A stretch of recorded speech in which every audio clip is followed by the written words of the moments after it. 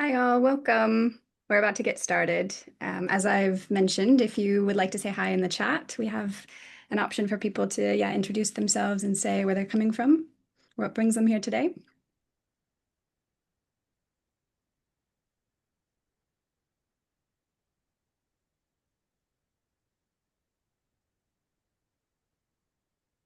Hello, Sarah.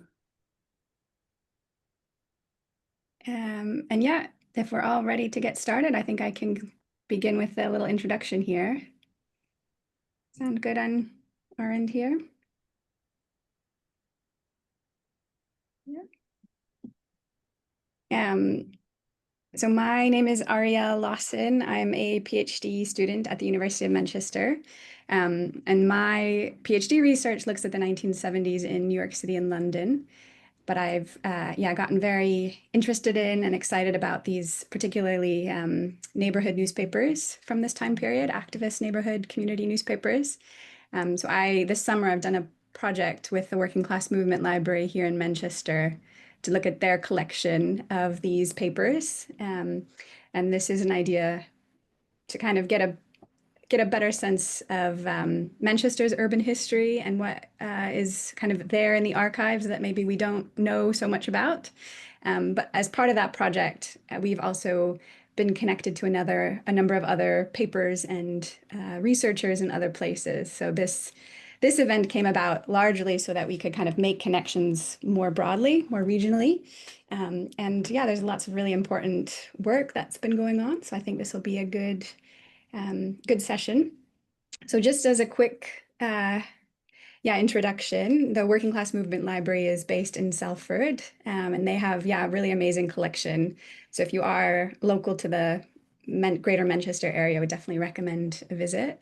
And I can, as a just a little agenda here, we have I can give a brief introduction of the project, then we'll have our speakers to go through some background context on these, like the history of these papers, and then we'll get to hear from three different examples, so Leeds, Liverpool, and Birmingham. And just to get started with that, so this is the project with the Working Class Movement Library that we've been doing this summer. So it's looking at kind of trying to pull together these different newspapers that are often kind of in different parts of the archive or not so well known. So using them also as a way to kind of learn more about archival research, learn more about urban history, try to have it more participatory and more kind of contextualized in continued community organizing and activism as well. Um, so that project looks at Manchester specifically, and you can see the Working Class Movement Library building here. And yeah, but for this event, we obviously wanted to kind of learn from these other examples. And just to share, for anyone who would be interested in learning more, we have an Instagram account. So we've been sharing research spotlights for all of our panelists so far today. So if you are interested in learning more, we have some examples there. And we do also have regular blog posts on the Working Class Movement Library website. So you can also learn more there. And we're hoping to have a Manchester-focused in-person event on November 4th at the Central Library. So if you know anyone who was involved in Manchester or Greater Manchester in the 1970s around either urban activism or these community newspapers specifically, please get in touch because we would love to have them as part of the conversation. Um, so yeah, with that, I think I will turn it over to Steve to give us more of an introduction and background to the papers. Okay. Try to share my screen. There, we're there, I think. Is that right? Yeah, looks great. Good. Okay. Well, hi, everybody. So what I want to do is just give a brief sort of background talk, really, on the history of the regional radical press, introduce you to them. A vibrant and expansive community, public community of the day, but perhaps rather less frequently encountered today. My questions. Well, we set up a project at the University of the West of England about 6 years ago. Phil Chamberlain, who's in the audience, I think, and Jess Baines and I try to answer some questions about how many papers in the 70s and 80s there were of this kind, what brought them into being, and what brought them down in the end. So, well, we found once we started, now it's not working. My slides won't advance.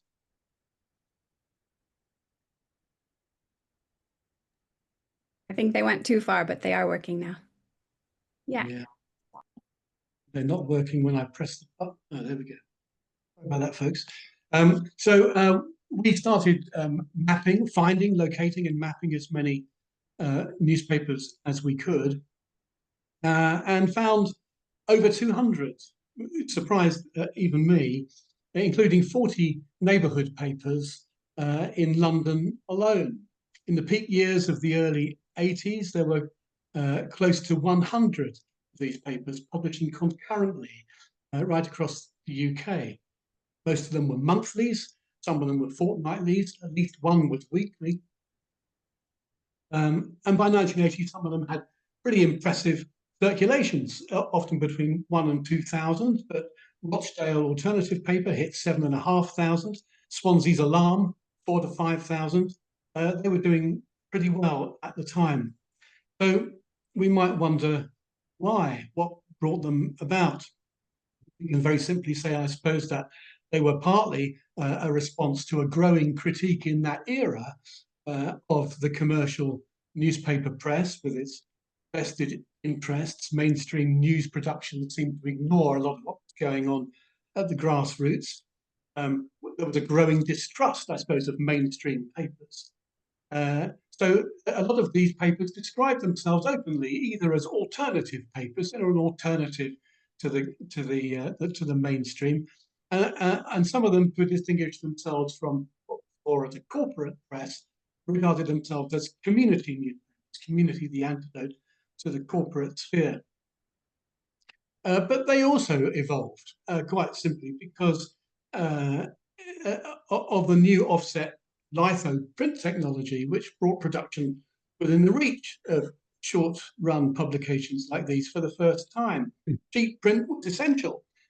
These papers all ran on an absolute shoestring budget, and we had no technical expertise. We had no, well, one or two people did, but it wasn't a requirement, and we certainly had no big financial backers. But we knew how to use cheap press. We knew how to use this stuff. We can do headlines with that. We knew how to use this. We knew how to use these golf ball typewriters, essential for changing your typeface to attract your audience. No expense spared. And when we come to thinking about, well, what did these newspapers share in terms of ethos or editorial policy? They did differ, but I think we could say York Free Press was a pretty good example. York's community newspaper, as it called itself at the time, and like all papers, in the inside front page, usually there'd be a column explaining exactly what the ethos of the paper was. I won't read that out to you. You can see it, or you can have it later. But it's pretty typical, I think. The message is usually, look, we are all journalists. We don't need experts to tell us of the news. We make our own news. We write our news. We work in non-hierarchical structures. We're run by an open collective. We'll have readers' meetings to establish any issues around editorial policy. Basically, egalitarian production processes were every bit as important as egalitarian content. The papers were not, they were broadly, it would be fair to call them socialist. Most of them certainly regarded themselves as socialist, but socialist in the loosest possible way. They were generally non-party political. They stood aside from formal ideology-driven politics, but we can say most of them, I think, were libertarian left, if you like, non-aligned, avowedly the things they were always very clear about: anti-sexist, anti-racist, anti-fascist, and some of them, and this is, I think, a great example, Salt Lake Gas, which really was a community paper in its own right. You know, a paper which was established because the local community managed to get some money together to purchase a community hall. The community hall brought lots of people together locally, and the newspaper arose out of that. And the kind of issues it tackles are generally local ones. You can see I've highlighted one on the right there. They told everybody how much the shopping was going to cost them each week by doing a survey to tell them. Poor communities need to know things like that.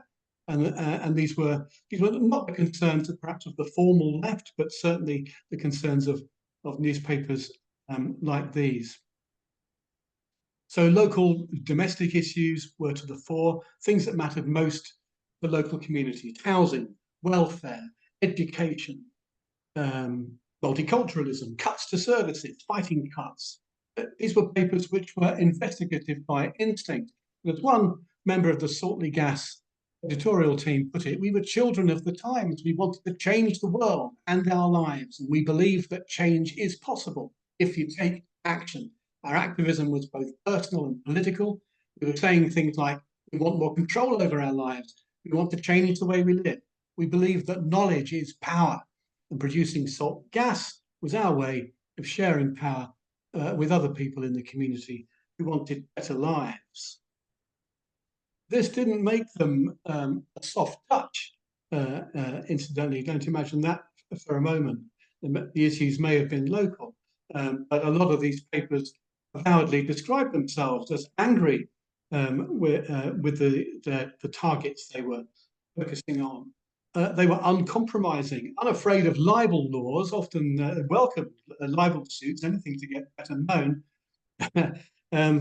And local council corruption was often the target, much more so than anything going on in the national parliament. The papers grew up in an activist climate. We have to remember what else was going on around them at the time.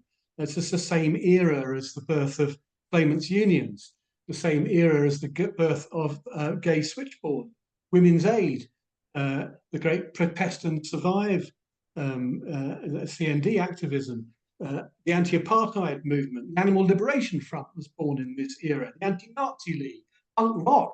I mean, the DIY music to match DIY journalism, all these things interrelated in so many ways against racism. So let's have a look at design.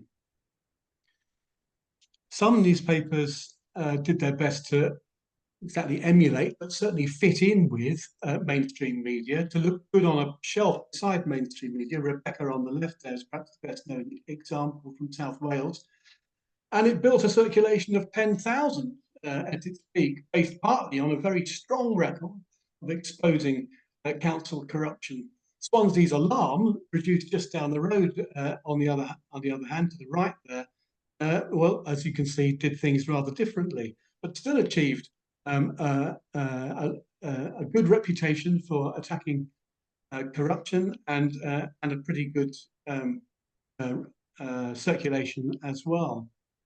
One thing all newspapers were pretty big on was including a what's on guide. What's on guides were vital. They were vital for lots of reasons, partly just because actually the music and the arts revolution of the counterculture taking place beneath the radar of the mainstream press was never well advertised outside of these papers. These were the papers that knew what was going on. These were the papers that could be trusted. So what's on guide from these papers was nothing like the what's on guide you got in the conventional press.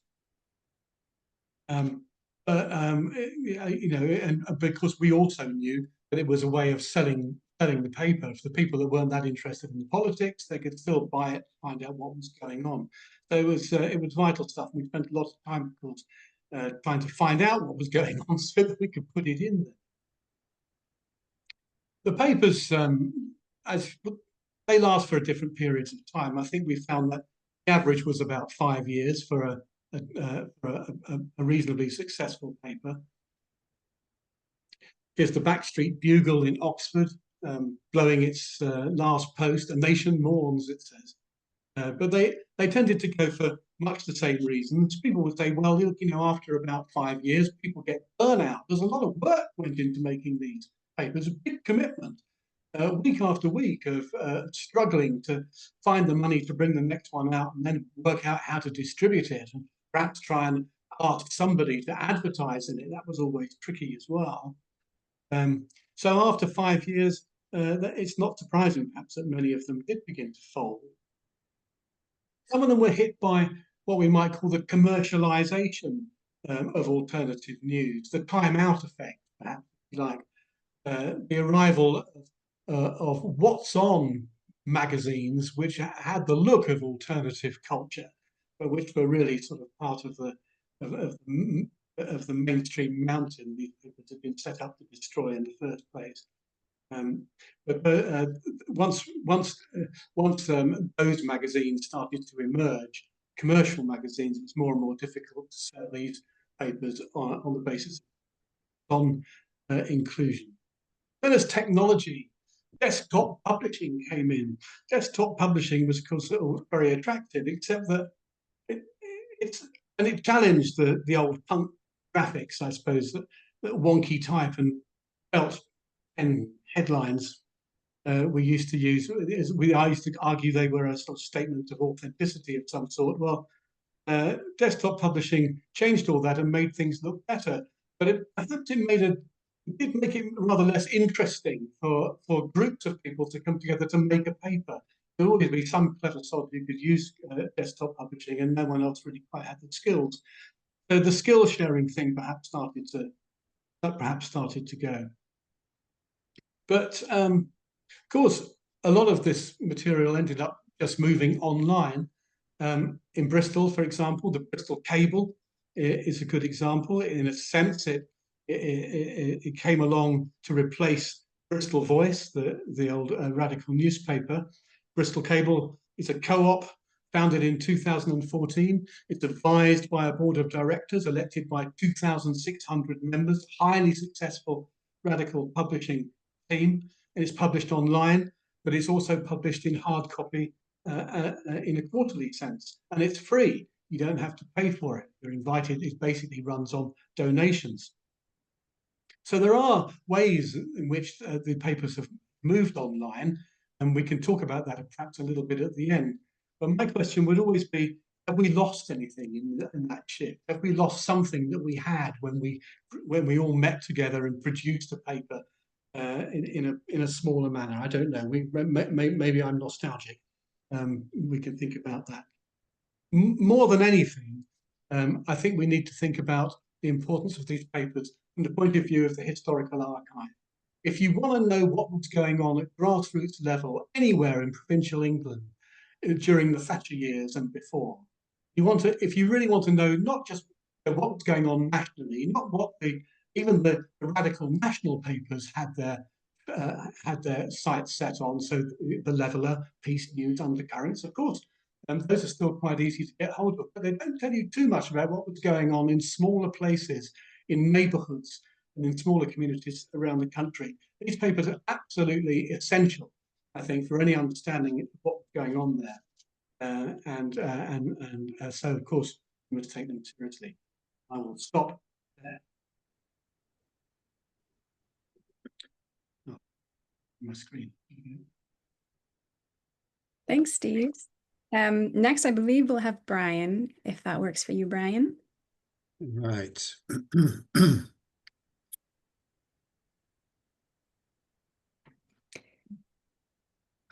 Just trying to... Okay, is that working for you? Yeah, I think it right. cut off a little bit. The Liverpool Free Press wasn't really a community newspaper. It was, to a large extent, a response to what we saw as the failings of the mainstream papers in Liverpool at the time. There were two daily papers, the Daily Post and the Echo in the evening, and both of them owned by the same company. And the core of the Free Press was four journalists, including myself, who had been taken on as trainee journalists at the Post and Echo. And talking amongst ourselves, we got some ideas about what was wrong with the papers and how life in the city should be reported. So, in one sense, the aim of the Free Press was to put those ideas into practice. There is a history of the paper online on the archive website. So I'm not going to talk very much about the history because you can read it there in some detail.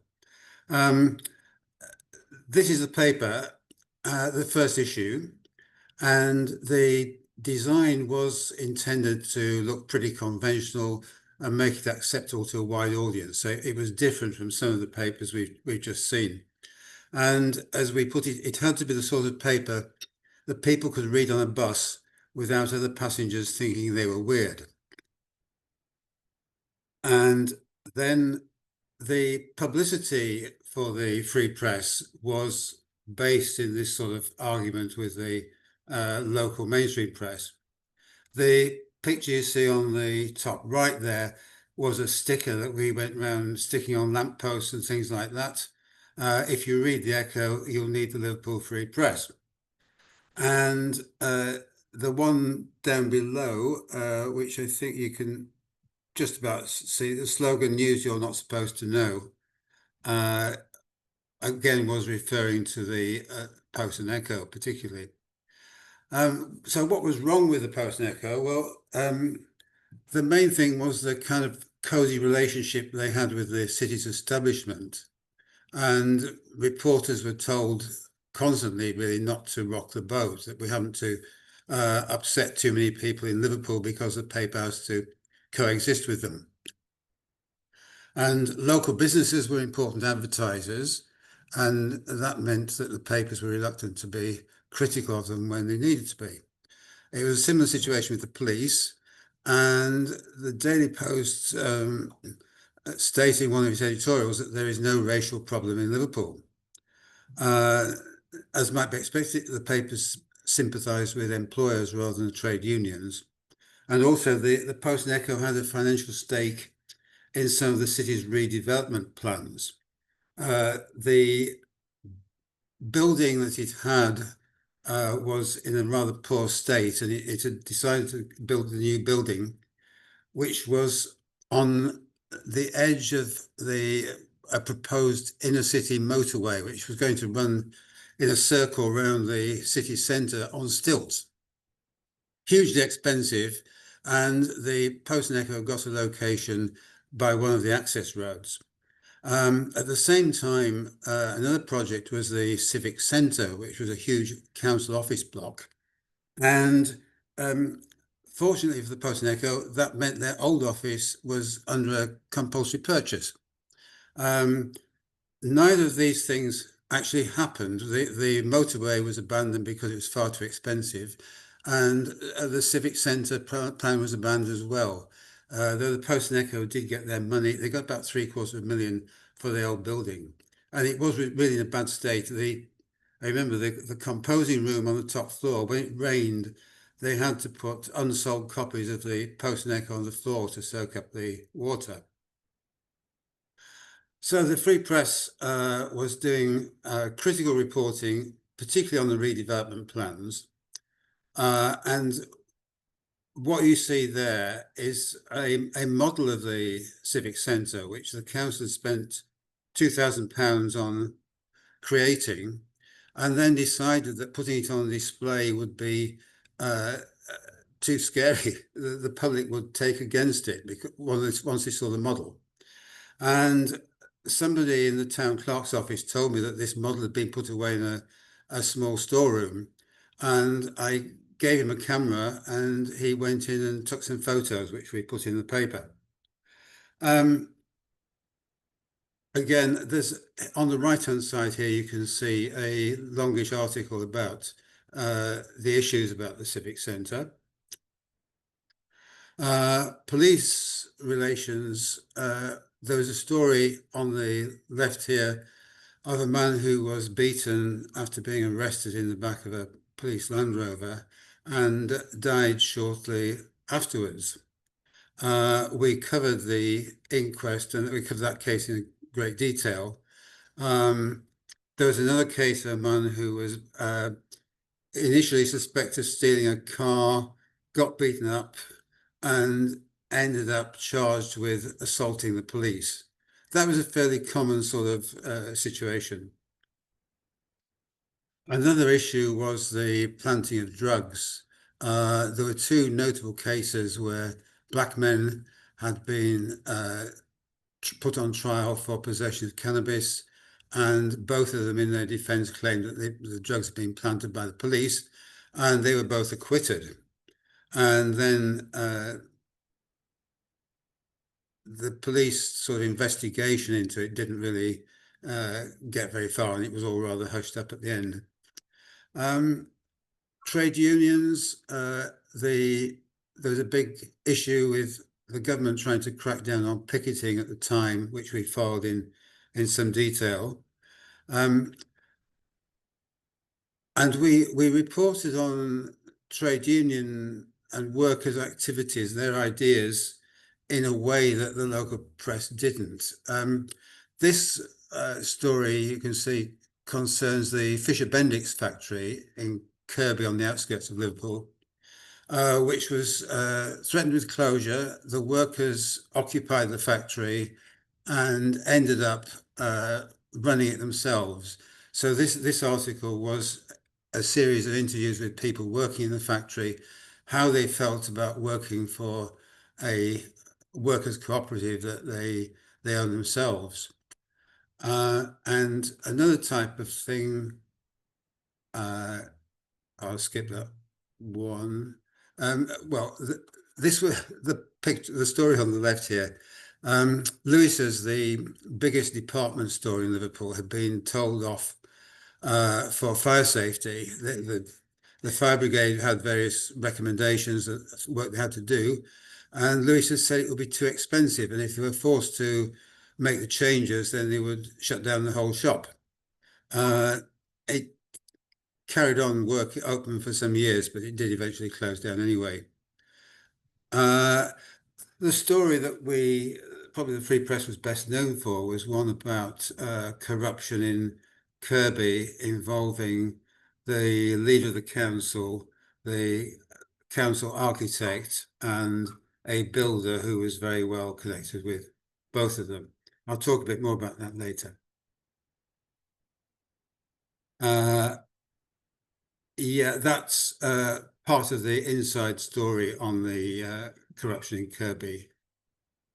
And again, we had a front page and 4 pages inside the paper on that.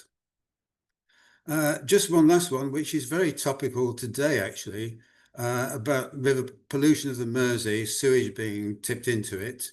You know, sort of years later, it's pretty much a similar sort of story, really. How do I unshare that?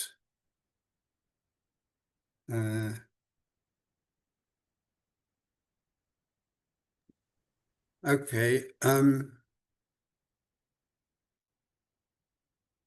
I'll now talk a bit about the archive. Can you see that all right? Yeah, that looks good.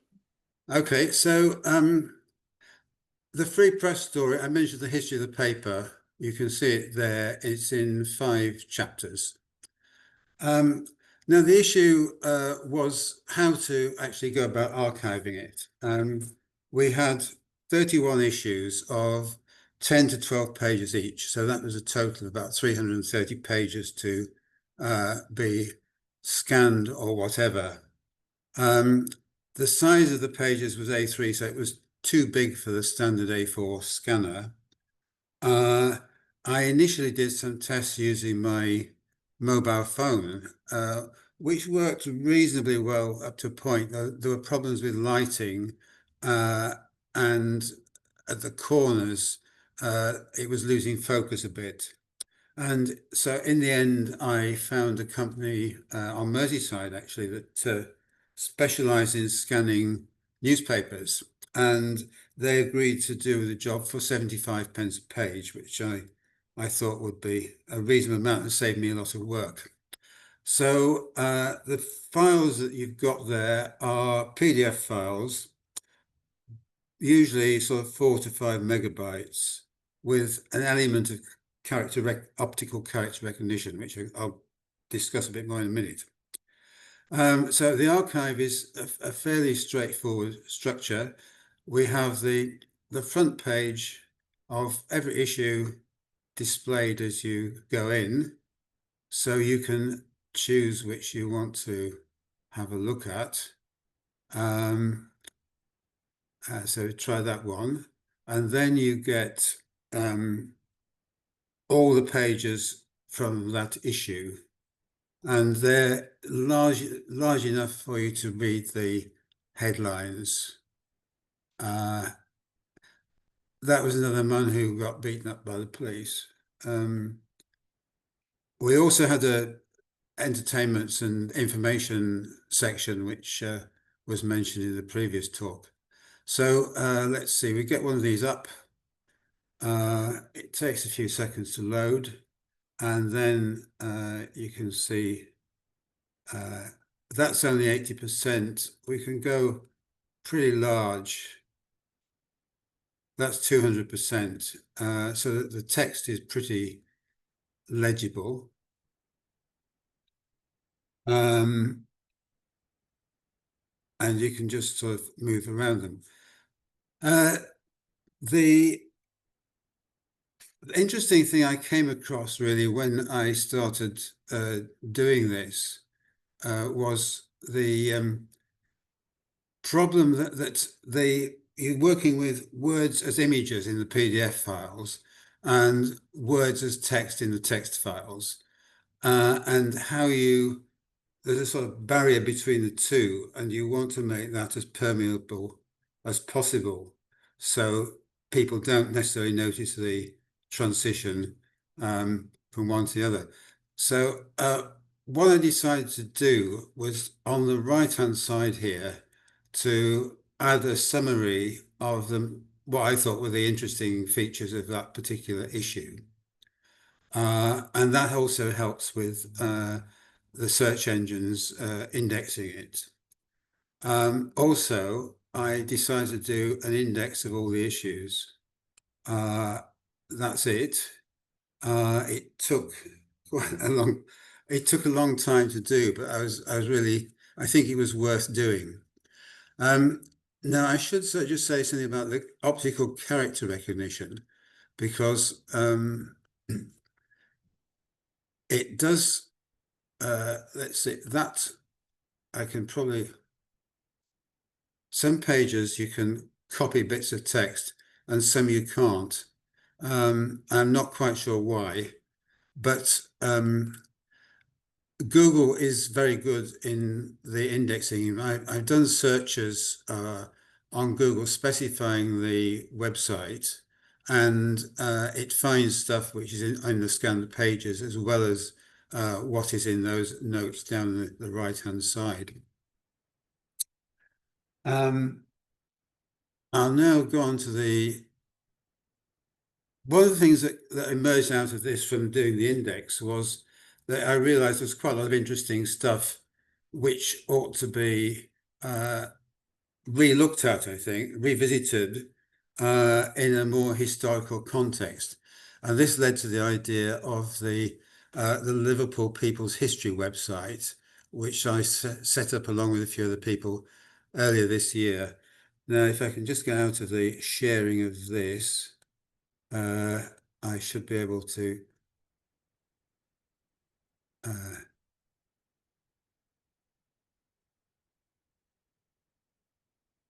sorry about this.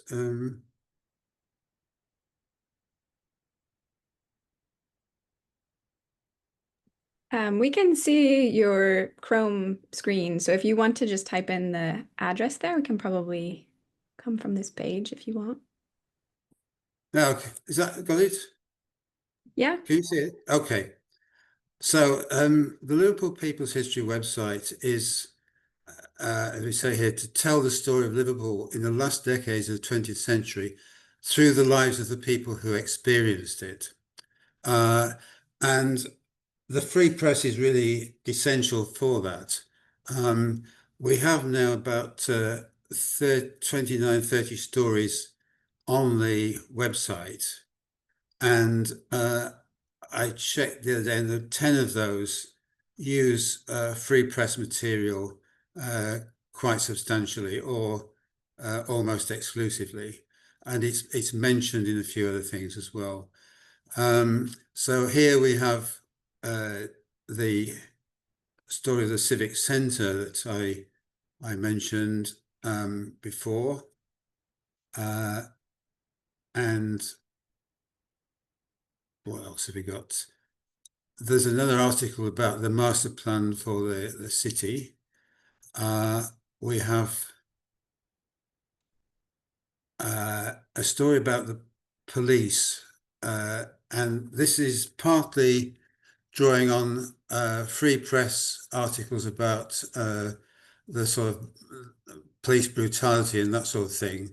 And there's also a website produced by retired police officers. It's a sort of unofficial police website, so it sort of says things that an official website probably wouldn't say. So that story is a combination from what the Free Press was saying and what the police website was saying as well.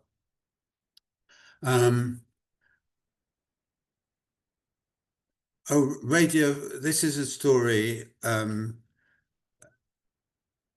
that wasn't really reported at all because what these people were doing was illegal, but they were broadcasting their favorite music. They're guys who had built their own transmitters and this sort of thing.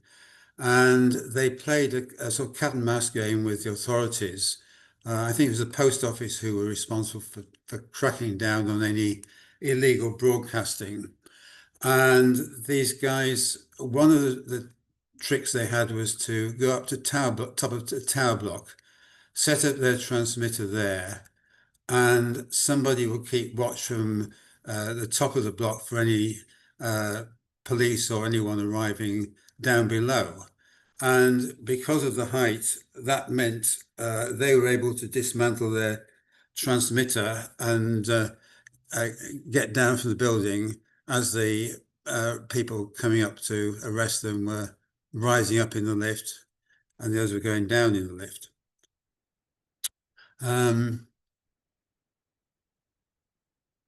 Anyone, I just wonder if anybody's got questions about any of this. Would you like me to talk about a few more of the articles that we did?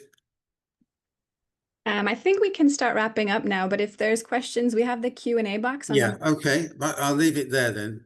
Thank you. All right, If thanks. anyone has questions, please use the question and answer box on the bottom of the Zoom screen. So hopefully then they won't get lost in the chat. And next up, we have Tony, I believe, who will be sharing from Leeds. Yeah, if I can share the slides. Okay, can you see those? Are they visible? Anyone like to confirm? Yep. Yeah, good. Okay, well, that's me. I'm Tony Harkup. Hello. Yeah, I was involved with Leeds Other Paper for part of its, well, a large part of its history. So Leeds Other Paper actually lasted for 20 years. As you see there, 1974 to 1994. And I was a paid worker on it, paid after a fashion, for 10 of those years. And I was a contributor to it before and after that as well. So no wonder I look so old and haggard, because it was a lot of work. For most of those years, we were a weekly paper.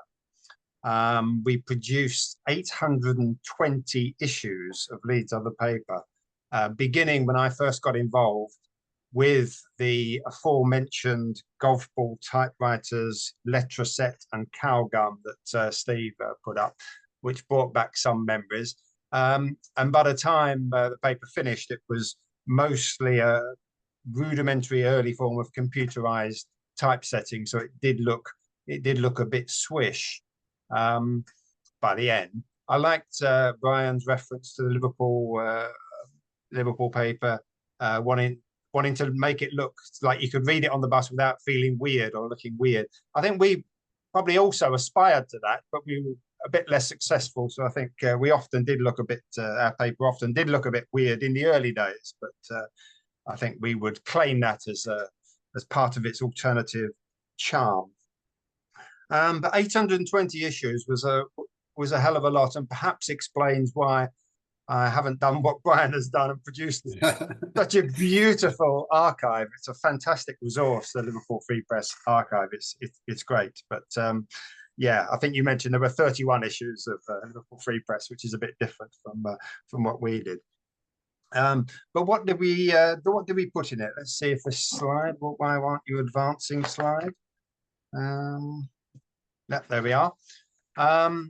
Here are a few of those 820 front pages, giving you a sense, I think, of a flavour of the kinds of things that we were covering. Really, we did news. Mostly, we did news. We did investigations. We did features. We did culture. Occasionally, we did a bit of sport. We ended up doing TV listings as well. We did all sorts of things, but mostly what we did was news. News sometimes of an alternative, an alternative angle on news that was already out there in the ether, but often news that wasn't even being covered by anyone else, wasn't even being recognized as news by other media. So there was a big emphasis on reporting community activity. That was kind of our big thing. And by its nature, a lot of what we were reporting was kind of depressing, bad news. But the positive element was the community activity. It was people getting together to do stuff.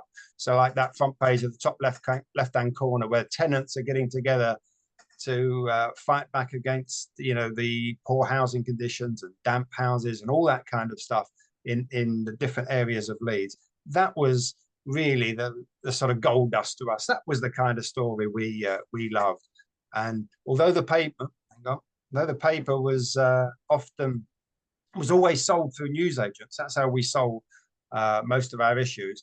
When we did stories like that, we would also take extra copies out and pass them around, because you couldn't rely on everyone in the city buying the paper.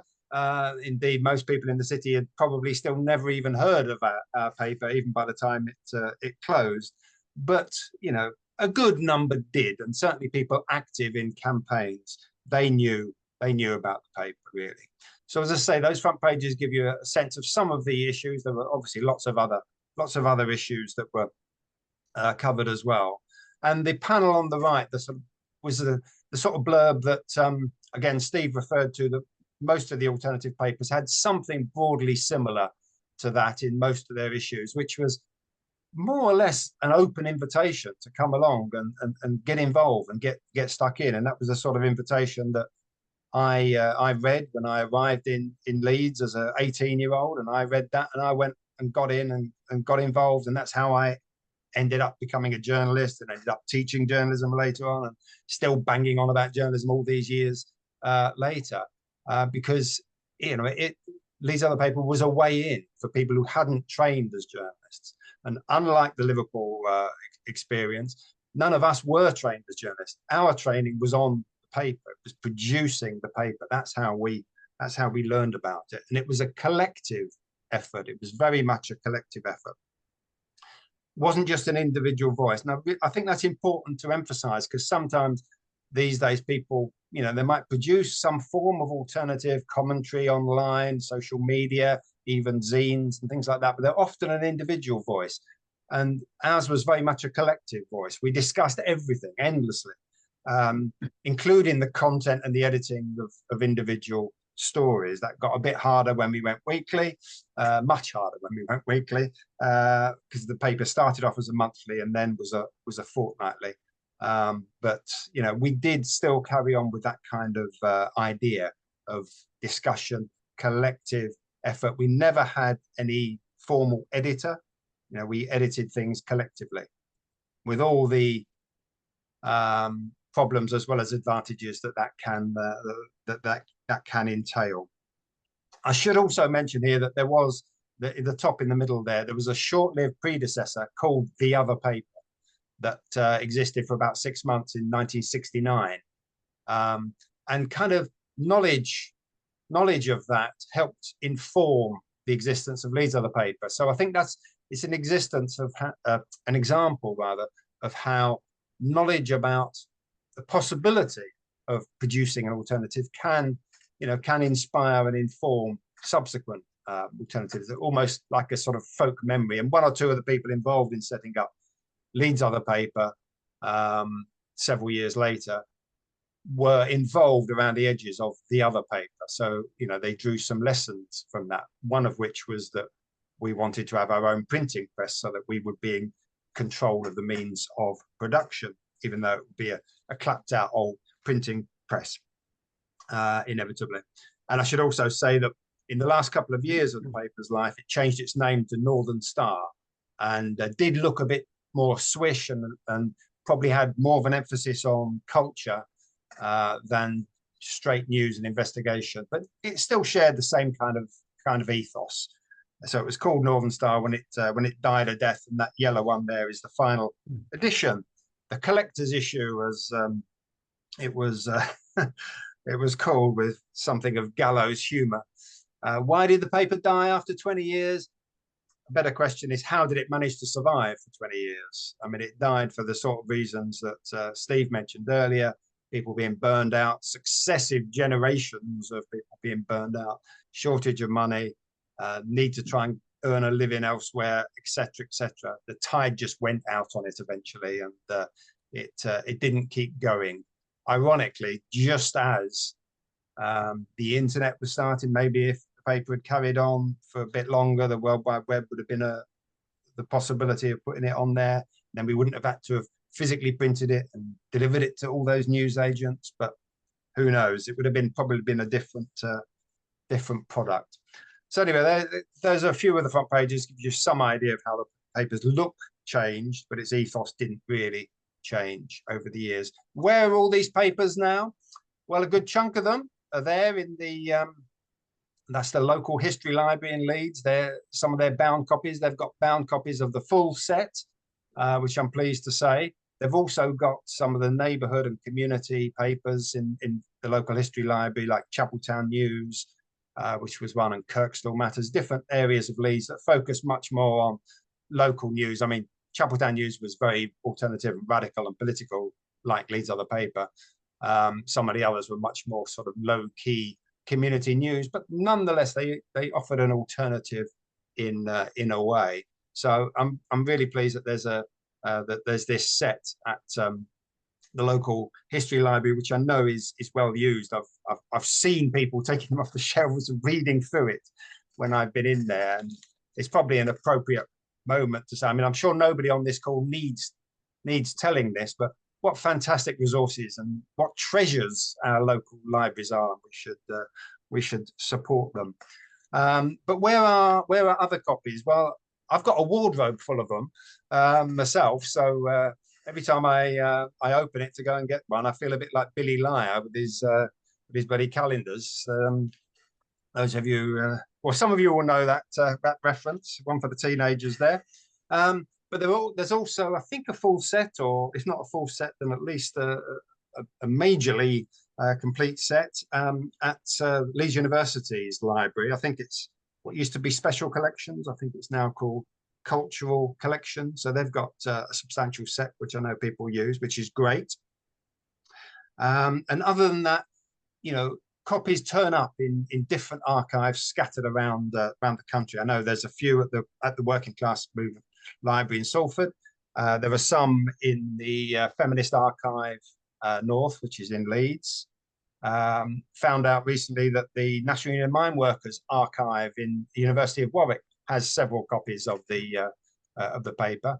So it should, because the year of the miners' strike, we gave extraordinary coverage to that in effectively about 52 or 50 issues of the paper. Extraordinary coverage, so which is a real resource for anyone researching that period. And those are just the ones that I've heard of and that I know about. So I'm sure there are copies of the paper in other archives around the country, but they're all hard copies. There's pros and cons with that. It's great to immerse yourself in reading through all those hard copies, and you get a sense, you know, of the times. You really do. They kind of come alive, but you can't search them by keywords. You can't Google them, and you can't do a lot of other things. So you lose something of that. And I do remember, and I know that Brian will be familiar with this as well, that many years ago, there was a thing based in, I think it was in Brighton, that we used to send our alternative papers down to, called Harvester Press. And they put some of them on microfiche. Any of you out there remember microfiche? Probably the same people who remember the film Billy Liar. And it's possible that some libraries around the country still have little envelopes with these microfiches in, with some of the alternative papers, I think mainly from the 70s in. I don't know. The Harvester Press archive, as far as I understand, was taken over by the Gale Empire, and they haven't really done anything with it yet, but they said they might do one day, but you know, who knows? It's obviously not a priority for them. So apart from the hard copies and the microfiches, what else is there? Well, nobody, to my knowledge, has digitized Leeds Other Paper. The local history library in Leeds, i.e. the council library, they have expressed an aspiration to maybe do so one day. And I know former Leeds Other Paper worker John Bucock has personally expressed an aspiration to do that as well, and it's talked about maybe getting a lottery grant to help him do that. So it'd be fantastic if either or both of those projects happen. But it's a big job. 820 issues, 20 years worth of papers. Some of them quite thick papers. It's an awful lot, but it would be great if it happens, even if a start in it was made. So we will see. But at the moment, the only way of finding things in LOP is by, you know, picking up these hard copies and going back through them. And that is great, because you get the adverts, you get the letters, you get all sorts of things that you didn't know about. So if you are researching the period, it's fantastic, but you know, it can take you a long time. But an increasing number of people have been engaging with the hard copies in different ways. So in recent years, the paper has been used, and this is just to my knowledge, this paper has been used for all sorts of projects. So exhibitions, for example. At one point within the last year in Leeds, there were 3 different exhibitions going on simultaneously about 3 different topics, all of which use Leeds Other Paper as a resource. The picture on the top left there is from the Leeds Library and British Library exhibition on football fans. It was mainly about fanzines, and that's a page from Leeds Other Paper reviewing football fanzines back in the 80s, and that was part of the exhibition. There was another article about women's football that was in the paper. That was part of the exhibition. So, and at the same time as this exhibition about football was going on, there was another exhibition in the Leeds market put on by the Civic Trust about economic development, and this rather controversial economic development company that had been around in the 80s that Leeds Other Paper gave very critical coverage of. And there were loads of articles that, you know, they went through those hard copies that you just saw in that picture and found lots of our articles and put them on big sheets in as part of this exhibition, which was on in Leeds market. So I went along and I looked. It was great. There's people doing their shopping in the market, walking down, looking at these sort of 1984 articles from Leeds Other Paper about redevelopment and who benefits from this development and who doesn't, and what do the residents say. Classic Leeds Other Paper coverage, living again. And that was brilliant. And that wouldn't have been possible if it wasn't for the library having all those copies available to go and look at.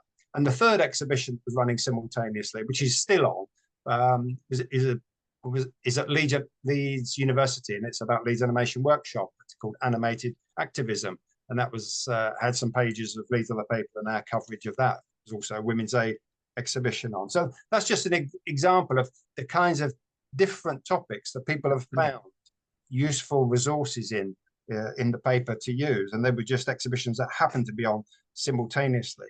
But I know that some The hard copies in the library have been used by a number of artists as well to engage with and art students to inspire different thoughts and things. It's been used, the paper's been used for researching TV documentaries. Some of you might have seen a documentary series called Defiance about the Asian experience in the UK. It was on Channel 4 last year. I think it was last year. It might have been earlier this year, but I think it was last year. And they used Leeds of the paper for our coverage of the Bradford 12 trial. So I think one or two of the headlines. The paper actually was credited at the end of it, which is nice. So you know, that was about the Asian experience, but I know the paper is also being used for people who are planning a film about the first Reclaim the Night March in the UK, it happened to be in Leeds, as far as one could work out, which was the first, and was reported in that week's Leeds Other paper with a photograph, as far as we know, the only photograph of the first Reclaim the Night March, 1977, I think, from memory. So there's going to be probably a film. Certainly they're researching it, and they're using Leeds Other paper as one of that resources. So that's just, again, a couple of recent examples. The paper's been used as a resource for people researching books. I mean, a recent one, a book called No Macos or Pop Stars, which is all about the music scene in Leeds, which is full of references to Leeds Other paper. And I know there's a few PhD students on the call here, and it's the paper's been used as a resource by people doing PhDs on an enormous range of topics, because the paper covered an enormous range of topics. So they might not be researching alternative media, they might be researching housing or community activity or the women's movement or industrial relations or whatever. And there's going to be something about it in that period in these other papers. And it's also interesting to know that, you know, some of the people who've been engaging with the paper, you know, they weren't born, literally weren't born when we were publishing it. They weren't born when the paper ceased publishing, but they've discovered it either through archives or through the exhibitions or through a book or whatever, or online social media. They've come across it, they've looked at it, and they've kind of engaged with it and been inspired in some way. One of those was an artist called Megan Dobbin. She came across Leeds Other paper in the Leeds Local History Library, and she kind of used it as an inspiration. She produced a little zine of her own, which she called News as a Form of Resistance, and there's the copy of it there on the right. And I really like that. News, you know, that's what she thought we'd been doing, news as a form of resistance. And I think that sort of sums up what we were doing. But it was also, what we were doing was news as proper journalism. You know, we weren't just giving an opinion. We weren't just shouting or abusing or criticizing. We were doing investigations. We were doing reportage. We were quoting people. We were looking for evidence. We were sometimes investigating stories, finding that they didn't stand up and not publishing them. You know, some of our best journalism was looking into something that somebody had told us, and we decided there's nothing in that, or we can't be sure, we're not going to publish. And I always think, you know, that's an important part of good journalism sometimes, is not publishing something that's, you know, that people are going to tell you in the pub is true. You can't back it up. So news as a form of resistance, but also news as proper journalism. And that's what we were doing. And arguably, news as a form of resistance is kind of needed more than ever in the current climate, in the current world. So that's kind of briefly the story of Leeds Other paper and where it's archived. What about now? Well, I've been doing my bit to keep the memory alive. You know, been invited to do a number of talks and different organisations, and that, you know, there's always a mixture of people who know about the paper, were involved, and others who basically never heard of it, and everything comes new, and that's great, because you know, I think you need to keep the memory alive, but you also, it's more than just memory. It's not just nostalgia. It's about possibility. how was it possible that we did that paper for 20 years? You know, I couldn't imagine actually doing it now, but it was possible. All sorts of things are possible. So I've been doing my bit to keep the memory alive by creating this account on Blue Sky. Remember LOP, where I just have been scanning and posting the odd front page or the odd article or cartoon or whatever, whenever the fancy takes me. And it's interesting because a number of people who used to read the paper or used to contribute it have kind of got back into, oh, I used to write the folk music column back in the 80s or whatever, got in touch. And that's really nice. That's good. And it is kind of a reminder of the fact that it was a collective effort of dozens and dozens and dozens of people at any one time who were doing something or other around the paper. Yeah, there'd have been a core group that produced it, but it was written by so many more people who were enthusiasts. So there was not always a great division between the readers and the producers of the paper. So it's good that some of those get in touch. But of course, a lot of other people who've been involved in the paper or used to read it have never heard of Blue Sky and certainly never heard of this account. So they're not getting in touch. But one who has is a guy called Louis Kazatkin. He used to write a rugby league column in the Leeds Other paper. We had a rugby league column, and he had a style all of his own. Indeed, he had a language all of his own. It was an extraordinary column. And he has dug out his old scrapbook of his cutting. So he has been posting his rugby league columns on Blue Sky recently that are now 40 odd years old, but they live again and people can read them again and engage with them again. And it just, in a way, it shows the beauty of archiving things, of not throwing them away, keeping them, even if they're in a battered old scrapbook. And as long as you've got access to some kind of scanner, you can post them again and share them again. And I think that's great.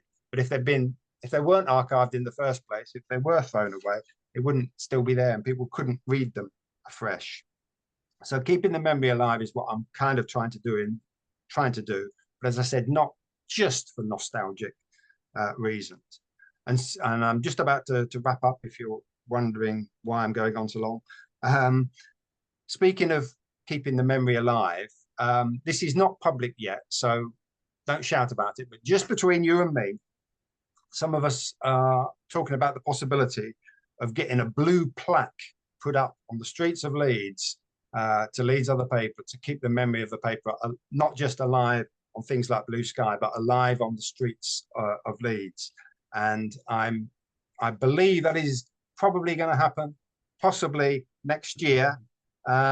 So give us a follow if you want to be in the loop as to find out if and when, and indeed where that happens. And it will just be another way of keeping the memory alive, but you never know, spreading knowledge of the kind of alternative possibilities that have existed in the past can be a way of inspiring alternative possibilities in the future. And that's what I'll be hoping, not just archiving for archiving's sake, archiving for the sake of inspiration. Okay, I shall shut up and pass on. Thanks, Tony. And last but not least, we have Dave from Birmingham. Does that work for you okay?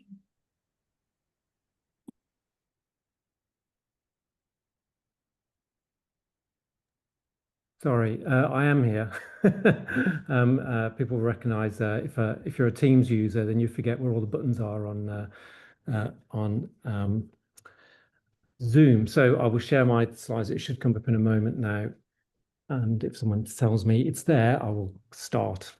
Yes, they're there. Right, brilliant. So thanks very much. We're moving south. We're heading to Birmingham, and I'll talk you through my own research into Birmingham's alternative press. So I'm not somebody who was involved in the production of these papers, but I'm currently undertaking a project researching them, and this is partly based a little story about an exhibition we held recently and a collection of papers that span the decade in Birmingham, 71 to 79, that were published by the same, broadly the same editorial team. So I'm talking a little bit about the publications, but also about the exhibition, because I think some interesting things came from that, and some pictures grabbed from the exhibition we did, which ran from May to September. I think they might actually be literally taking it down today, because they said they would take it down at the end of September. So a few reflections as I get to the end, but just a bit about the publications themselves, some suburban papers in Birmingham, and then a little bit about the exhibition. So this is about a set of publications that were given to the university archive. We have an archive here at the university by somebody called Brian Homer.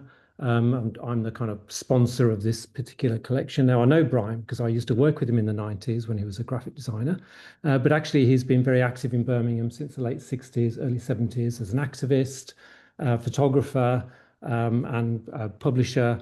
And he was instrumental in starting a set of what beginners or ostensibly are alternative listings magazines, but also tread a line between cultural listings and alternative journalism. And I'll talk you through each of those. There are two main papers here, Grapevine from 71 to 75 and Broadside from 76 to 79. And in the middle, between the two, they made an attempt to produce an annual kind of rough guide to Birmingham called Brumbuck. It turned out to be a one-off, so that's sandwiched between them, and I'll talk about that briefly. Brummies will be no doubt recognise the iconic King Kong statue that was only in Birmingham city centre for about 6 months, but we still go on about to this day. So there's lots here for Brummies to tap into.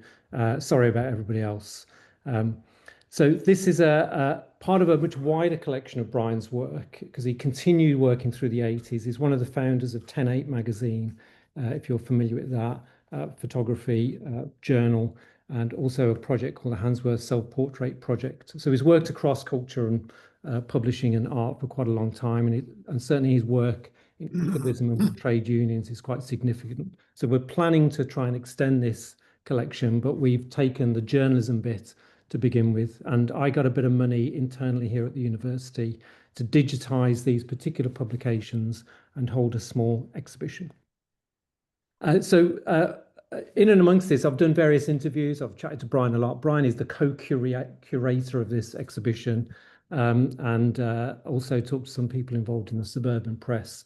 And it's interesting to note Brian's starting point for this. So he's reflecting back what he intended with this publication, for it to be a kind of feisty, journalistic, punchy journalism of the left, but feeling that probably won't sell on its own. He did a what's on guide. So this is a copying from Time Out, which started in 68, and bringing that to Birmingham. So Time Out began as a slightly more radical publication with slightly left-leaning journalism, and the intention was to do the same in Birmingham. What's great when you've got the whole collection together and you've digitized it and can pour through it is it tells its own story. And one of the particular interesting features of these publications, and it could be others, how the editorials tell a story of their own growth, demise, and general agonizing about their own position. So Grapevine actually spent a year just being listings, and every now and again in its editorials, it apologizes for not being particularly political. It says, honestly, we'll get round to it, but we just aren't there yet. We haven't got the manpower to do anything other than do the listings. So it's that by the end of 71 and 72, it matures into something a bit more that you'd expect from an alternative press publication. So it starts to cover particularly issues around urban planning and housing, like other UK cities. Birmingham's going through a significant transformation. It starts to do really interesting coverage of what are major city events. So those of a certain age will understand what the Battle of Saltley Gate was, a blockade on Saltley Coke Works with Arthur Scargill standing on top of some public toilets in Saltley, rallying the various pickets. And it did a really interesting feature, which is a kind of first-person account from people involved in there, very different to what you might expect from the local press. And it gave what was, you can imagine in Birmingham, very sensitive issue around the period post-Birmingham pub bombings, but it does quite sensitive coverage of that, adding context to the issue, and even that even draws in some correspondence in the letters page from the relations of the Birmingham Six who were imprisoned. But it's got a continuous theme through its coverage of trying to challenge what it sees as the conservatism of the Birmingham Evening Mail. So this is a period in which the Birmingham Evening Mail is selling 300,000 copies a day. Grapevine got to about 5,000. But its target isn't so much the press, the national press, that orthodoxy around that. It's very targeted around the Birmingham Evening Mail. And this continues into the publication that follows. It finishes in after 52 issues. We've had a goodbye editorial in one of the earlier publications I noticed. Here's the Grapevine's one. And its send-off is kind of beating itself up. We weren't good enough. We never got to the heights we wanted to reach, and we ran out of money, and we're trying to do something else, and we can't do both at the same time. But it's very keen to impress on the reader that it wanted to be better than it was. And it interestingly cites American news journalism as one of its the giddy heights it was trying to reach. But that comes to a close. And in the period between Grapevine and the publication that follows, they do a one-off rough guide to Birmingham. I mean, they didn't use the word rough guide, but it's like a citizen's handbook. It's not something you would pick up necessarily as a tourist. It's a bit more pithy than that. It's a bit more direct. It's very interested in how you manage a relationship with bureaucracy and public services, what your rights are.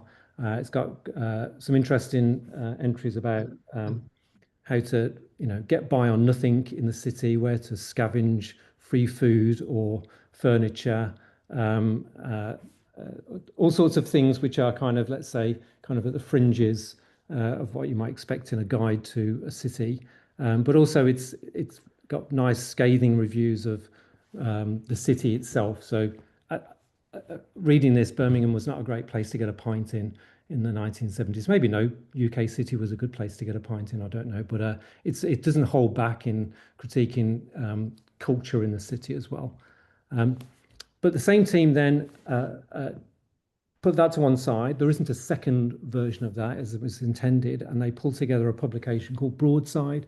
This is, from the outset, more weighted towards the journalism and commentary than it is listings. They're also a substantial part of it, but it leads, even in the way it organises the paper, it leads with the journalism and then the listings follow. Grapevine was always a bit the other way around.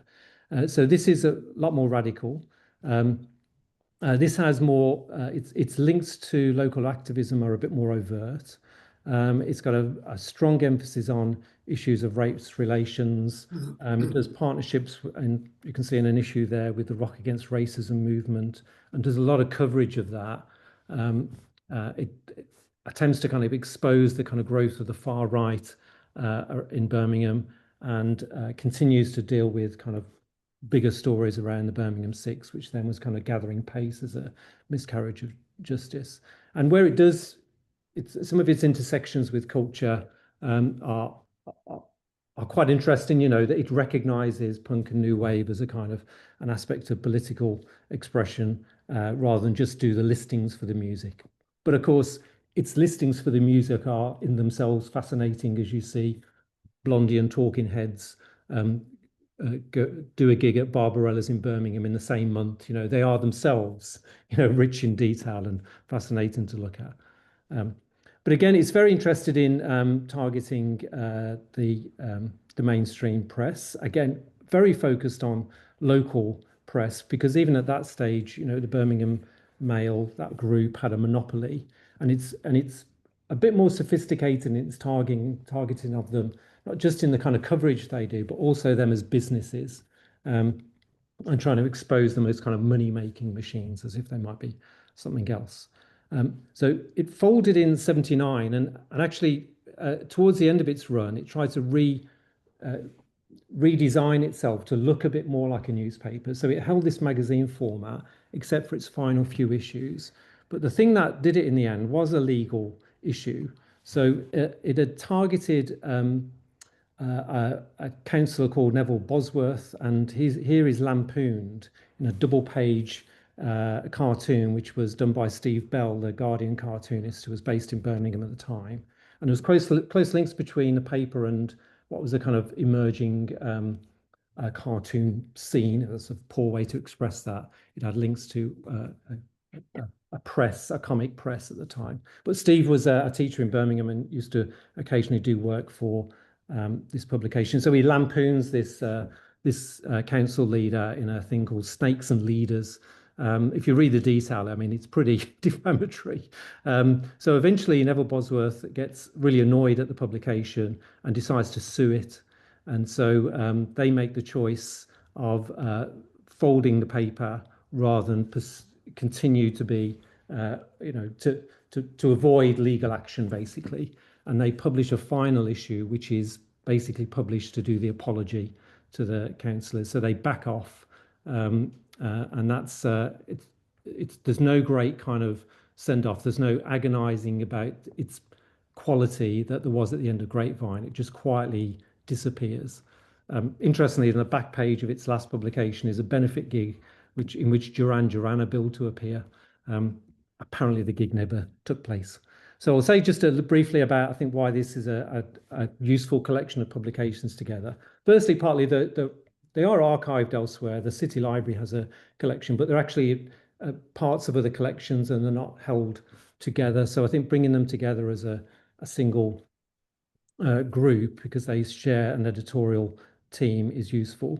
I think, there's them being as much cultural listings and cultural commentary as they are journalism, then draws out some interesting things about the relationship between culture, politics and activism.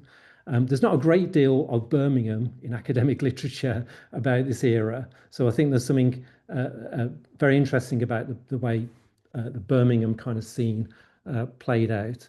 And I think in particular, there's this might be true of other publications I've not looked in depth, but their own narrative of their own growth and decline is particularly interesting. So they don't shy away from the issues they face. And so I'll say briefly something about the wider suburban press. So my own research has been around hyperlocal kind of sub-city level journalism. So I'm drawn to the similar kind of journalism in similar publications of this era. And there's some noteworthy stuff going on in the city. So in the 70s, you get a publication in Saltley News, which was run at the same time as Saltley Gas we heard about earlier. And that's a publication in Urdu aimed at newly arrived migrants from Pakistan and Kashmiri who actually congregated in Saltley at that time. Saltley is where I grew up, so I know it very well. And these were very much a kind of focused on rights and a little bit about activism. They were quite, important, I think, for as a kind of giving communities confidence to deal with the issues that seem like a kind of top-down decisions for them. And there's three titles that were in Urdu. The other one, Small Heath Open Eye here as an example, was in English and Urdu. And as an example of the frustration of trying to find these publications, there's also a publication called Spark, which was published in Spark Brook, which is mentioned in passing in many places, but nobody seems to know. Nobody's ever seen a copy, which again was in Urdu. So many suburbs in Birmingham had their own publications. These span kind of early 70s to early 80s. So a publication like Selly Oak Alternative Paper, that's not archived anywhere. That is a publication that the lovely Pat Hetherington, who I interviewed, brought down a complete set from her loft. So that's not in Birmingham Library, and we're hoping to bring it here and get it digitized as well. And this is, I did an interview with Aslam Lone, who did the Urdu translations for Small Heath Open Eye. Here's him at 92 being reunited with the publication he hasn't seen for since 1981. So he went around all the shops and did the translations for adverts in Urdu and some of the editorials. So I'll say briefly about the exhibition just to finish off. So we held an exhibition this summer trying to tell the story a bit more, and actually pulled out not just the journalism but also the listings, which everybody got very excited about as they saw the fascinating stuff. What we didn't do enough of was actually pulling out some of the things we discussed here, because we had in the bottom right there was some contact sheets and some draft of the articles, but actually Letraset and golf ball typewriter is actually what we needed to bring it to life a bit more. So I worked with Brian on it, and actually the process of working with Brian as he tried to nudge a particular narrative was interesting. He designed the pamphlet I'll show you later, and the panels themselves. But we had lots of visitors. So the two visitors here were, these are pictures from the time. So Helen came along there, she's on the far right, and Howard came along. He was the only paid person on the paper. He comes along and tells a great counter narrative. So if Brian pitches a slightly kind of heroic, we're doing it, you know, we're fighting against it. Howard comes in and says, it was a nightmare. Getting these people to write anything was an absolute nightmare. I was trying to put these issues out monthly and they wouldn't write a damn thing. So they got a small grant from Cadbury Trust to employ somebody, and Howard was about, I think he was just out of university, 21, and he worked with them for a good while. He saw it through to the decline of Broadside, that is. And we tried to make it a kind of thing, and I'm quite interested in this era as a bit of a scene, so I got little badges made for everybody. And then one of the participants, Helen, said, well, never mind that, I've got the Unchain the Press t-shirt from 50 years ago that Broadside produced itself. And then she sent me a picture of the two t-shirts she kept hanging from a, that is not a golf ball typewriter, by the way, to answer a question in the chat. That's just a random typewriter. So I'll just finish on a couple of reflections. So I think for me as a researcher, actually the exhibition has turned out to be very important. For some people who came along, who were the family of some people who worked on the publication who died, it was actually a very emotional experience.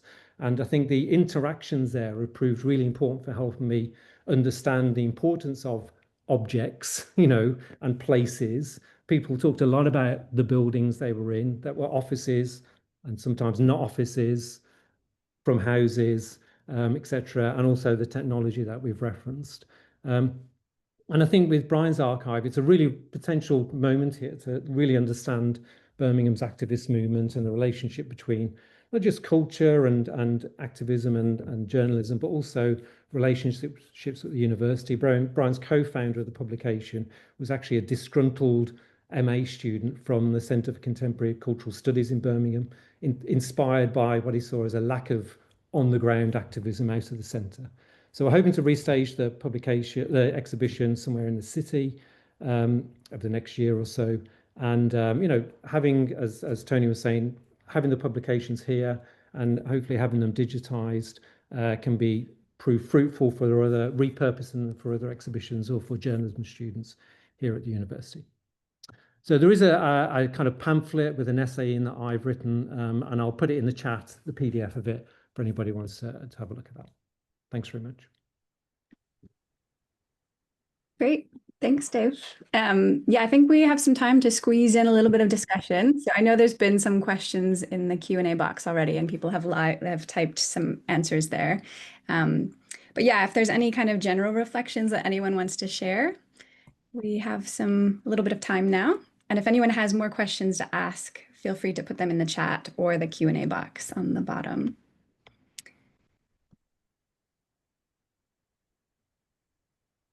Can I just say, just listening to the other contributors, I think that's a really good demonstration of how all the papers were kind of different. There were similarities, they came from a similar place, but they were also distinctively local and based on the local. So, you know, people did different things, similar things, but different things. And there was a locality which made them a bit different, and the particular concerns, you know,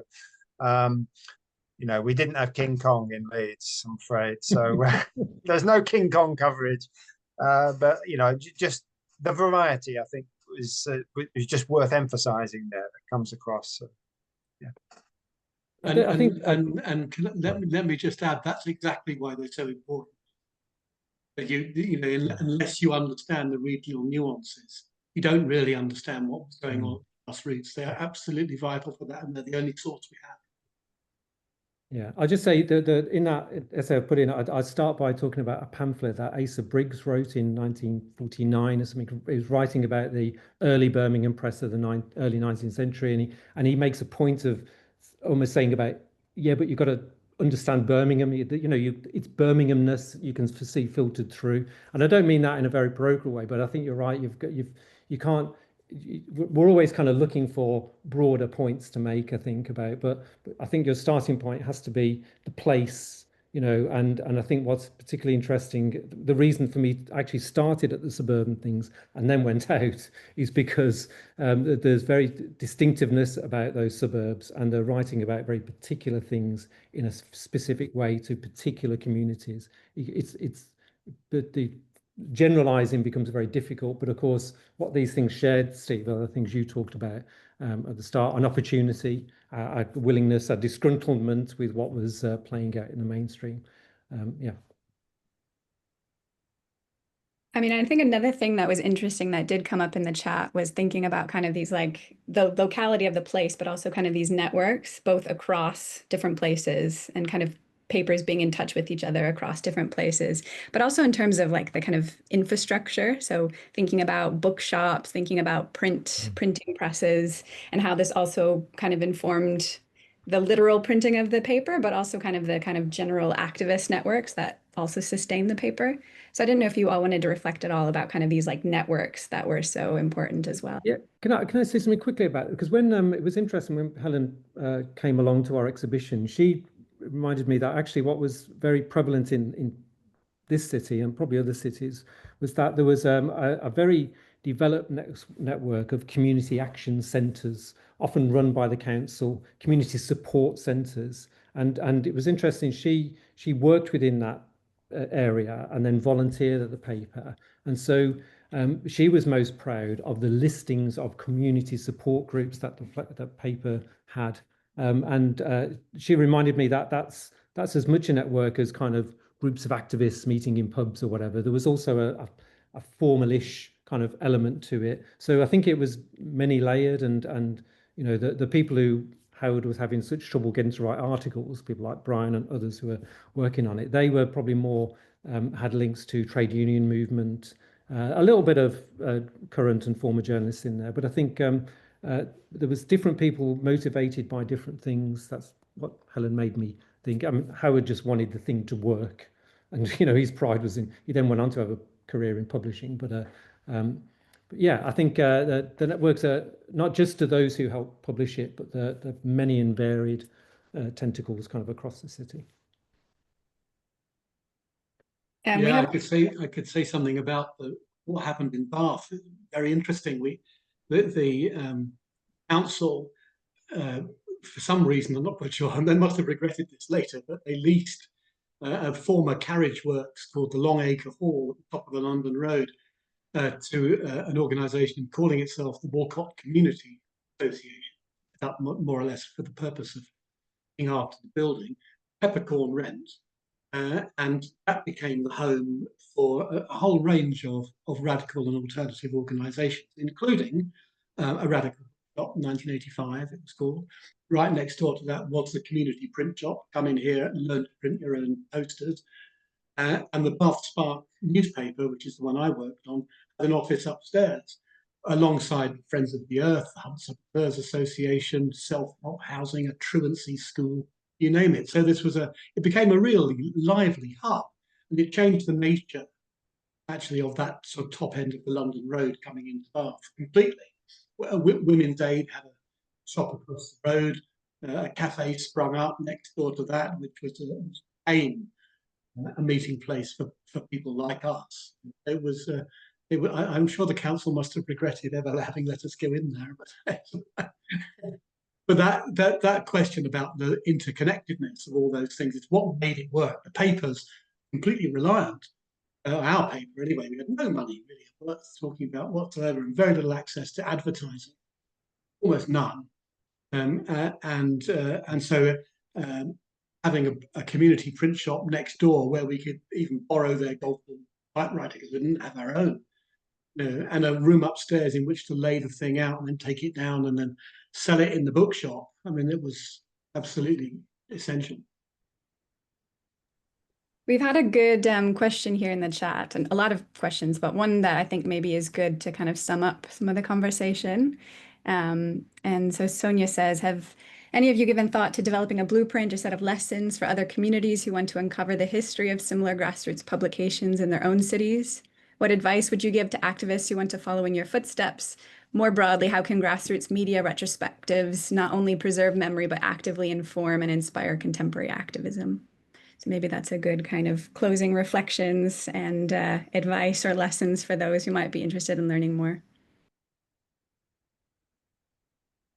I'll say something because the non-producer of this material, the researcher, I think there is there's just in terms of inspiring and informing, inspiring contemporary activism. So obviously, I'm trying to make connections to contemporary concerns about news deserts, local news deserts, and that kind of stuff in my writing. But there is something around the intersection of these publications, I think, and zine culture.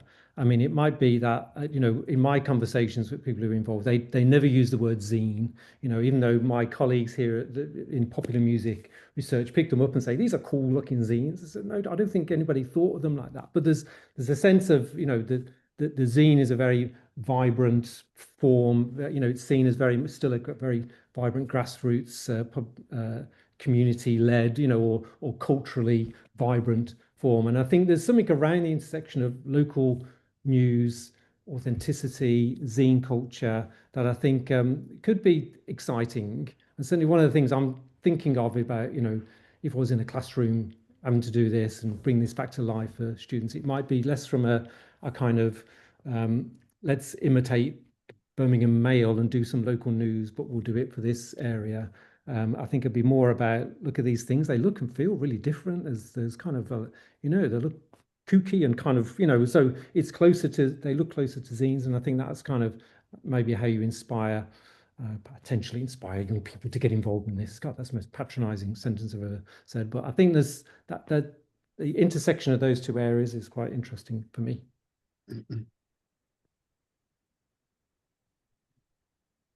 Can I just my thoughts on this, because I have taught journalism, and so some of the journalists of tomorrow and today, and did develop a module on alternative media at Sheffield University, where of course I would dig out some of the old These Other Paper stuff, and Rochdale and Liverpool Free Press and a number of others, as well as look at much more contemporary work. And Steve mentioned the Bristol Cable, which I think whenever I look at the Bristol Cable, I think this is, you know, if LOP had continued to today, this is kind of what we would be doing or should be doing, this, because it looks great. And I wish everywhere had a Bristol Cable.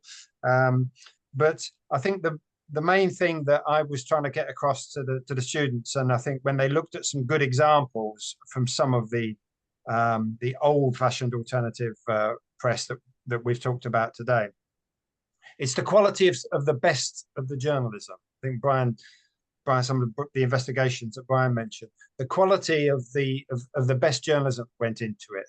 The sort of the Rochdale Alternative Press investigation into Cyril Smith, the local MP, for example. Some of Leeds Other Papers' investigations into dyes that were causing workers to get cancer, the Liverpool Free Press corruption in Kirby and stuff. The best of the investigations, the best of that journalism, what it involved was not just a kind of a questioning alternative mindset, but it was good old-fashioned talking to lots of people, getting out there, talking to people, asking people things. You know, shoe leather journalism, as we used to call it. Yeah, you can do some of that on the phone, you can do some of it on social media, you can do some of it by email, but actually talking to people, and even more important, listening to people. And that's what the kind of the best journalism comes from.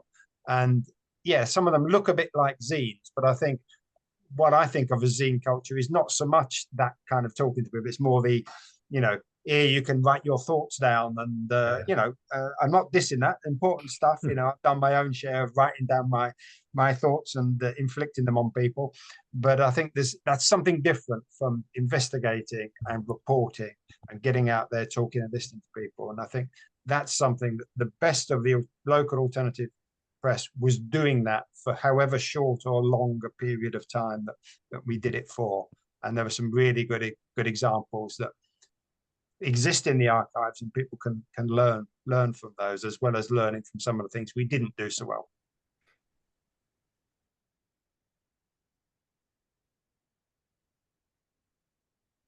Brian, did you have anything else that you wanted to share? There are a couple of questions, one about copyright, which is an interesting issue.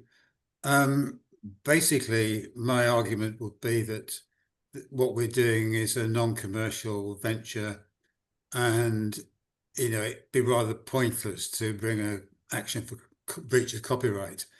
That said, I think it is a very grey area, and somebody could object at some point, but I would basically argue that it's not something to get totally excited about. I was also asked about legal issues, and there were three that affected the free press in different ways. One was, I'll see if I can just get it up. One was a full-page article about one of the Liverpool MPs, Eric Ogden, and basically all it did was go through the speeches he'd made in Parliament and make him look ridiculous. And he then complained to the House of Commons Privileges Committee, but after a while they rejected his complaint on the grounds that if he had a complaint about the article, then he ought to sue and not use parliamentary methods. Another one involved contempt of court. This was something that happened very accidentally. We had a story in the Free Press about a police officer who, a dodgy police officer, shall we say, and it turned out that that officer was appearing as a witness in another trial. And at the other trial, someone, either the defendant or somebody related to the defendant, put copies of the Free Press all around the toilets in the court. And that was then reported to the judge, and there was an investigation, but nothing actually happened. The police came round and wanted to talk to us about it. We said, well, no, we didn't have anything we wanted to say to them, so they went away. The other one, I think, was, the most famous lawyer in Liverpool, Rex Makin. We'd said something about some shares that he owned in a company, and he took exception to this, and he went round complaining to newsagents and even a doctor. The doctor had a copy of the Free Press in the surgery waiting room, and he personally went round to see the doctor and complain about it. This did have a big effect actually on circulation, because at the time we'd done a deal with some wholesalers in Liverpool who specialised in distributing Sunday newspapers, and we got them to agree to handle the Free Press. And then when this problem occurred with the lawyer, they basically stopped handling it. So we were back to where we'd started. But there was nothing terribly serious, actually. The worst thing that happened was the way the lawyer hit the circulation. We weren't actually sued for anything or had ended up in court over anything.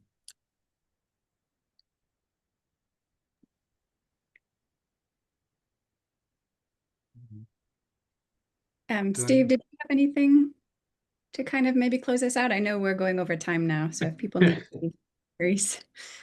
Yeah, no, I don't think I have anything to throw in. Yeah, I mean, I think this has been super interesting, and I know we have lots in the chat as well. So I will do my best to kind of go through and make sure we have those resources or links compiled. And if anyone has anything else that they would like to send or questions, feel free to email me. My email should be now in the chat. And yeah, I can send a follow-up email to everyone if you've RSVP'd on Eventbrite. So we should be able to, circulate more information and hopefully keep the conversation going. I know in terms of we have to thank you in case this goes off the drift, because you popped into our lives and kind of brought us all together, and I'm very grateful personally to get the chance to intersect with colleagues here. But your enthusiasm has been for this project has been fantastic. So thank you very much for pulling this together and drawing out some stories from us. Oh, thanks. Yeah. And I think anyone who's listened to this can see how amazing these as a resource as these kind of materials are. So I hope there's more, yeah, more archival research and more kind of activation and connections to today. Just to say, for anyone who's Manchester based, we're hoping to have an event in person on November 4th.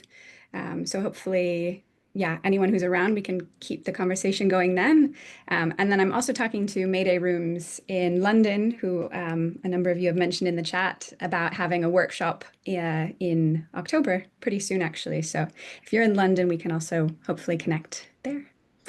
And yeah, hopefully can keep sharing the resources and get these materials better known, I think. I do have one last thing I could. Actually, it has been occurring to me. I don't know how, and if you're familiar with the British newspaper archive, an online resource, which it goes around the business of digitizing newspapers, and they go back to the 18th century. They rarely do anything these days in that early period. They're all 1960s and 70s papers, or a lot of them are. I don't know how they select, pay for, and organize that process, but they are digitizing pages of newspapers at an incredible rate every week. If you're a subscriber to the British Newspaper Archive, you know this because they send you emails telling you how many thousands of pages they've just digitized. But I don't know whether there's a question or an approach that might be made to them about some of the material that we have, whether they would be interested in adding it to the stock. They have historical radical news. Certainly, they have the Chartist Press, some of the others, Poor Man's Guardian.